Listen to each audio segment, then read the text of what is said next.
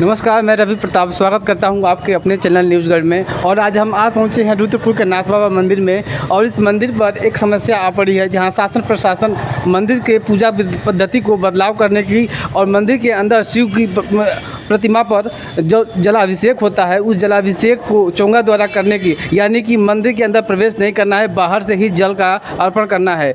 गर्भगृह में किसी को जाने की अनुमति नहीं दी जा रही है। लेकिन यहाँ के भक्तगण और प्रशासन और यहाँ के जितने भी लोग हैं वो इसका विरोध कर रहे हैं। क्या मैटर है और किस लिए विरोध हो रहा है और शासन प्रशासन की क्या मंशा है, इसी पे बात करने के लिए आज मंदिर के परिसर में आए हुए हैं। यहाँ भक्तगण मौजूद हैं, उनसे ही बात करेंगे और जानने का प्रयास करेंगे कि क्या समस्या है। हम मंदिर के मुख्य गेट पर मौजूद हैं और इसी जगह पे चोंगा लगाने की बातें की जा रही है, जहाँ पे जल चढ़ाया जाएगा और मंदिर के गर्भगृह में यहीं से जल चढ़ाया जाएगा, वो जाएगा। मंदिर के गर्भगृह में किसी को जाने की अनुमति नहीं दी जाएगी, ये प्रशासन की मंशा है। लेकिन यहाँ मंदिर समिति के लोग एकत्रित हैं, उनसे जानेंगे कि क्या मंदिर की परंपरा को तोड़ना ये सही है या इसका बदलाव करना चाहिए। हमारे साथ मंदिर के महंत जी मौजूद हैं, उनसे बात करते हैं और जानते हैं समस्याओं को। बाबा, क्या मैटर है, किस लिए विरोध हो रहा है? मंदिर किसी भी हिंदुस्तान चाहे किसी भी मंदिर में धर्म के विरुद्ध जो है कार्य करना बहुत निंदनीय बात होती है। हिंदू धर्म में जो है पूजा की पद्धति जो है पूरब दिशा की तरफ मुख करके किया जाता है। लेकिन प्रशासन इस बार जो है महाशिवरात्रि के अवसर पर जो है श्रद्धालुओं को इसकी अनुमति न देकर उनकी दिशा में परिवर्तन कर दिया है। वो पश्चिम दिशा की ओर मुख करके जो है वो जल चढ़ाएंगे। पश्चिमी दिशा में जो है केवल मुस्लिम वर्ग जो है उसको पूजा करता है अपना। हिंदू धर्म हमेशा जो पूरब दिशा से वो जो है मुख करके जो है जलाभिषेक करता है। भारत के सारे शिव मंदिर में जो है का प्रवेश जो है पश्चिम दिशा की द्वारा जो है निर्धारित किया गया है, ताकि लोग जाकर जो है जल जो है पूरब दिशा की तरफ मुँह करके जो है जल चढ़ाएं। यहाँ पर भी पहले जो है वही उसी तरह से पूजा होती थी, पश्चिम तरफ से ही प्रवेश द्वार था, ताकि जाके लोग जाकर जो है शिव मंदिर में पूजा करें और जल चढ़ाएं। जैसे मंदिर का जितने भी प्रशासन होती है और पूजा पद्धति होता है वो धर्म गुरुओं के हाथ में होता है, वो निर्धारित करते हैं कि किस तरीके से पूजा पद्धति होगी। मैं बताया ही कि शास्त्रों के अनुसार जो है पूजा जो है पूरब दिशा की तरफ से मुख करके किया जाता है। तो हर जगहों की बात समस्त हिंदू वर्ग को मालूम है। तो प्रशासन और शासन हर जगहों की इस तरह के हस्तक्षेप क्यों कर रहे हैं फिर? अब उनकी मंशा जो है, अब इसके बारे में तो मैं कुछ नहीं कर सकता। से भी बात करेंगे। सर, आप बताइए क्या दिक्कत है, मंदिर को लेके इतनी विवाद क्यों हो रहा है? ईश्वरनाथ शिव शक्ति समिति का जो है सेक्रेटरी हूँ और इस मंदिर की व्यवस्था में सन 2000 से जो है यह समिति कार्यरत है। ये ईश्वरनाथ मंदिर है, पौराणिक मंदिर है। इसका मुख्य जो है गेट जो है पश्चिम तरफ है, जहाँ से जो है प्रतिवर्ष श्रद्धालु पश्चिमी गेट से प्रवेश करके पूजा करते हैं, पूरब तरफ रुख करके, और फिर पूर्वी गेट से निकल जाया करते हैं। इस साल जो है प्रशासन अपने दायित्वों से बचने के लिए, अपने कर्तव्यों का निर्वहन करने में असमर्थ अपने को पा करके और अपनी नाकामियों को छिपाने के लिए मंदिर में जो है जलाभिषेक के लिए जो है चोंगा, टीने का चोंगा लगा करके और लगभग जो है मंदिर परिसर से बाहर जलाभिषेक कराने की योजना बनाया है। और पश्चिमी जो गेट है, जो मुख्य गेट है, उसको बंद करके पूर्वी गेट से जलाभिषेक की योजना बनाई जा रही है। जबकि यह हिंदू धर्म में यह जो है मान्यता है कि कोई भी हिंदू पश्चिम रुखा जो है पूजा नहीं करता है। लेकिन इस साल जो व्यवस्था प्रशासन द्वारा किया जा रहा है, इसमें जो है 12 बजे के बाद कोई भी हिंदू श्रद्धालु अगर जल अर्पित करता है तो वह जो है सनातन धर्म के खिलाफ होगा। इसलिए यह समिति और स्थानीय जो है यहाँ के श्रद्धालु हम जो है इस शासन प्रशासन के जो निर्णय का पुरजोर विरोध करते हैं। अगर इसमें व्यवस्था नहीं की गई तो हम इसके लिए संघर्ष भी करेंगे। प्रशासन ऐसा क्या बता रही है, क्या कारण बता रही है ऐसा करने का? प्रशासन संभावित भीड़ को देखते हुए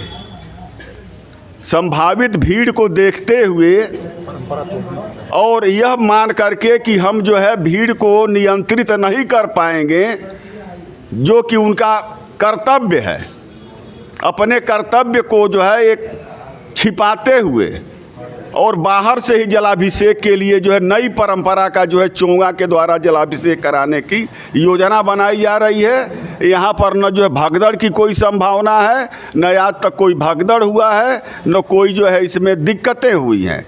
यह प्रशासन जो है यह नक्सली विचारधारा के हिसाब से जो है यह काम कर रहा है। भीड़ तो लगभग हर साल होती है और हर साल हज़ारों लाखों लोग यहाँ आते हैं, लेकिन कभी कोई दिक्कत नहीं हुआ। इस साल क्या दिक्कत आ रही है कि प्रशासन इस तरह का कदम उठा रही है? इस साल प्रशासन ने किसी से भी समिति के सदस्य या महंत जी से इस तरह का कोई भी राय परामर्श नहीं लिया। स्वयं अपने ही मन से अपना खाका। हमने तो कहा कि भाई वीडियो देख लीजिए पहले का, कैसे हुआ है, कैसे होना है, सब कुछ उसमें स्पष्ट है। अब आप डायरेक्ट परंपरा बदल देना चाहते हैं तो आखिर क्यों बदल देना चाहते हैं तो आप ही जानेंगे। समिति से कुछ बात हुआ प्रशासन से? नहीं, कोई बात करने के लिए तैयार नहीं है। तो फिर आगे का क्या रास्ता होगा? आगे हम लोग आंदोलन करेंगे कल से।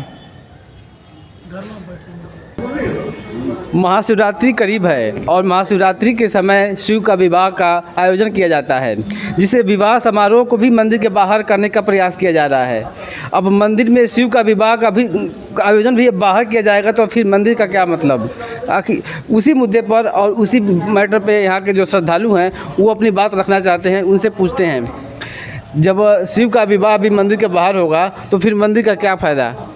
प्रशासन का ये कहना है कि हर साल जो बारात यहाँ मेन गेट पर आती थी, इस बार आप उसे सड़क पर रखें और शिव जी को आप कंधे पर लेकर जाएं या जैसे भी लेकर जाएं, वो आपके ऊपर निर्भर करता है। हमारा उससे कोई लेना देना नहीं है।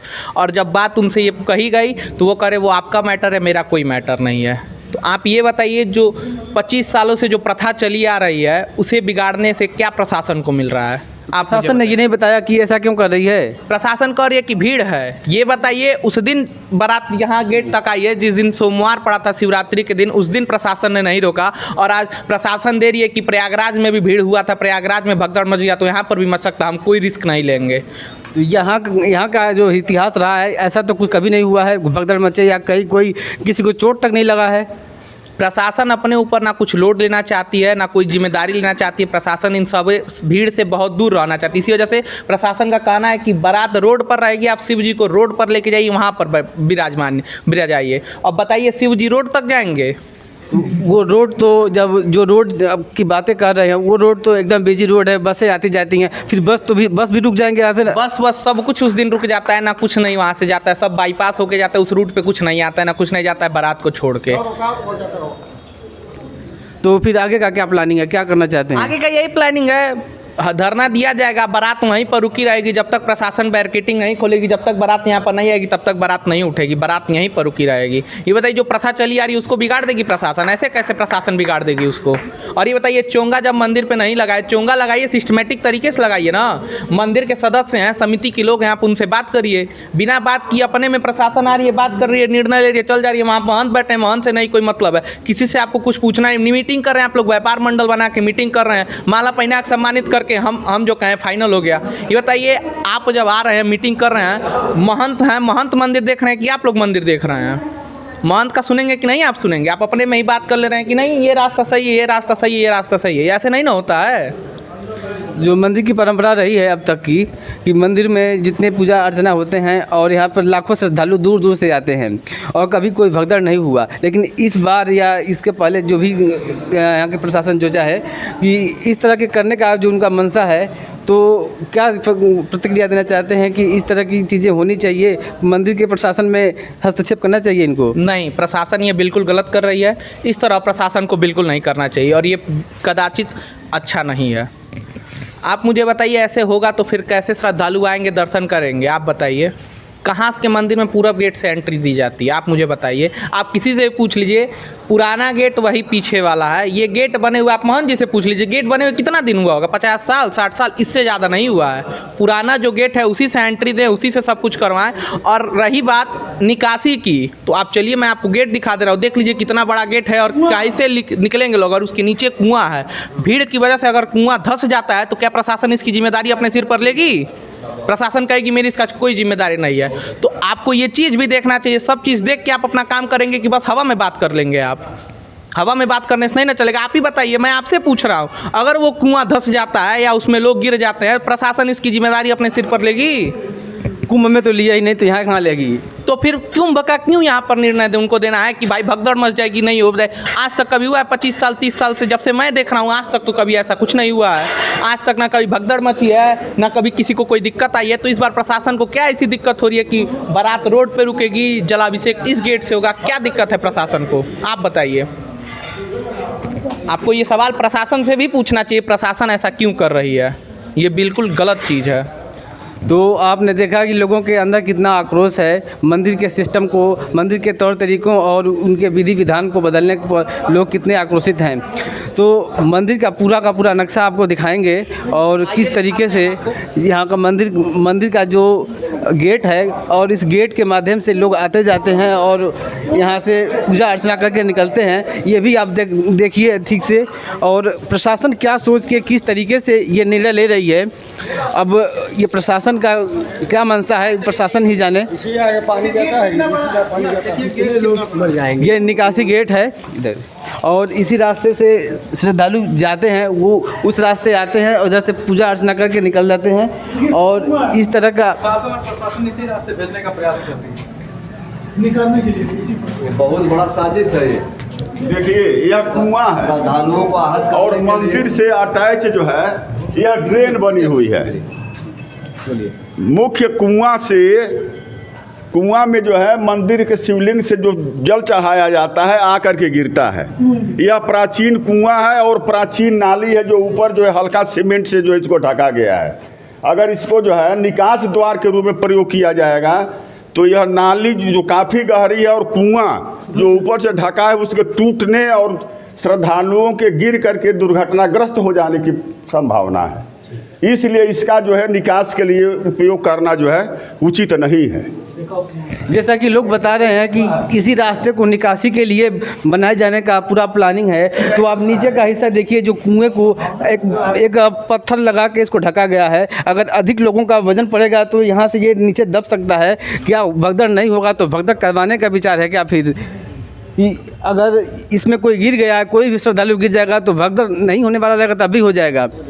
तो इस तरीके का विचार अगर प्रशासन कर रही है तो तुरंत अपने बदलना चाहिए। और जिस तरह से यहाँ का प्रशासन चाहती है उसी तरह से यहाँ उनके ऊपर छोड़ना चाहिए। वो अपने हिसाब से देखेंगे। प्रशासन का काम लोगों की सुरक्षा का है, सुरक्षा ही बस करे।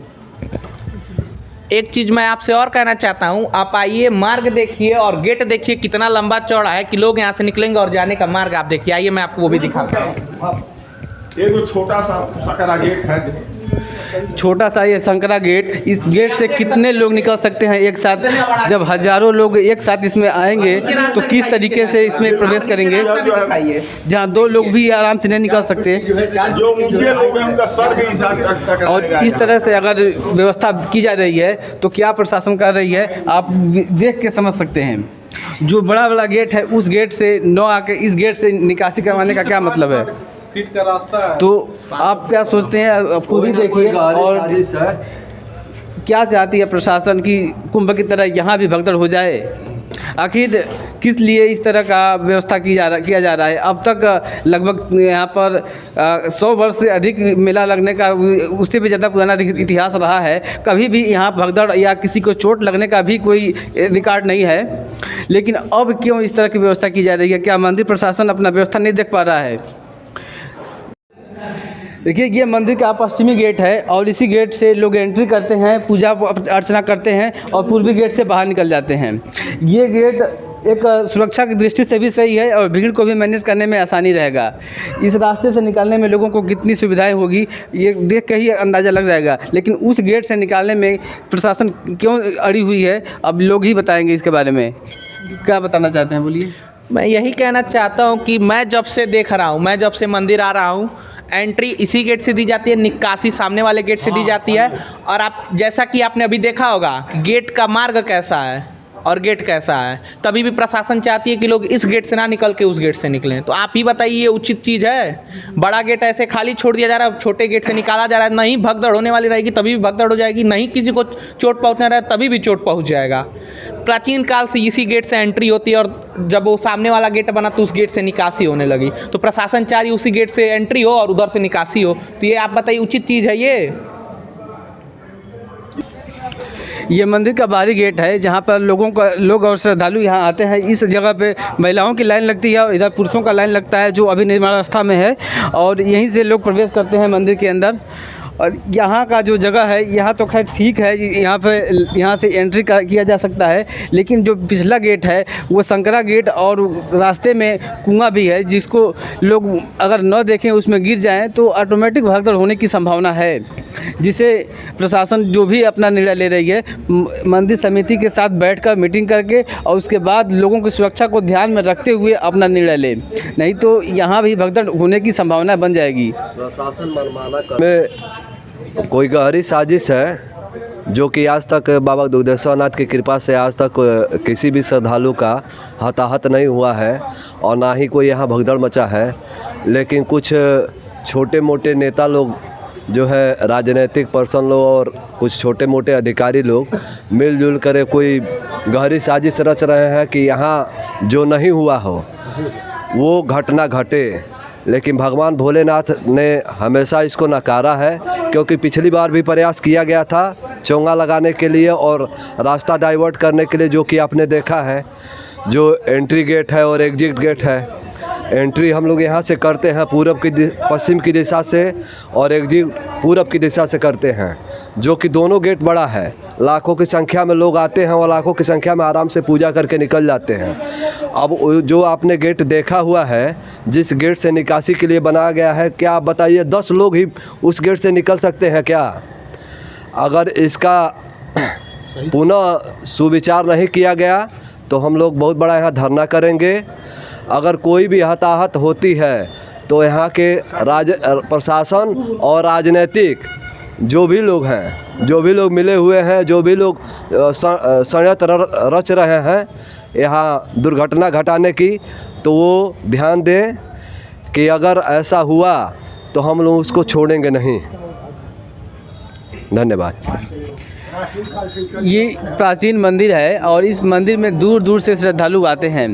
अगर मंदिर में आने के बाद भी अपने देव से इनका दर्शन न हो पाए, उनकी पूजा अर्चना अपने सामने से न कर पाएँ, तो उनके इतना दूर आने का क्या फ़ायदा है। दूर से ही अगर मंदिर के बाहर से ही पूजा करके उनको जाना है तो वो पूजा अपने घर से भी कर सकते हैं। लेकिन मंदिर में आने के बाद अगर मंदिर में एंट्री नहीं दी जाती है तो वो उनके साथ अन्याय है। और जो प्रशासन है इस चोंगा की जो नियम लेके आ रही है इसको हटाना चाहिए, क्योंकि श्रद्धालु ही जब नहीं चाहते हैं, उनको अपने आराध्य से मिलने को रोकने का अधिकार प्रशासन को नहीं है। तो इस पर पुनः विचार करते हुए प्रशासन अपना जो फैसला है उसको वापस ले और श्रद्धालुओं के साथ और मंदिर समिति के साथ मिलकर अपना एक खाका तैयार करे कि श्रद्धालुओं को कैसे सुरक्षित यहाँ से पूजा पाठ करके बाहर निकालना है।